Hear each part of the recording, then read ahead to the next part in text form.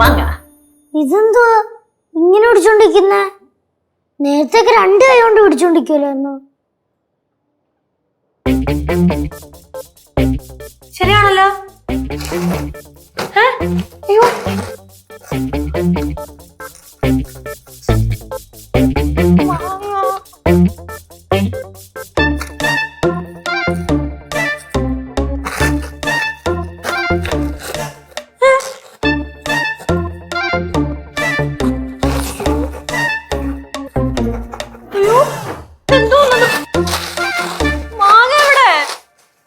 അപ്പൊ അമ്മായി മുഴുവൻ തിന്നു കൊടുത്തല്ലേ? പാറു, ഗൗരി എങ്ക വെച്ചിരിക്ക സൊല്ല്.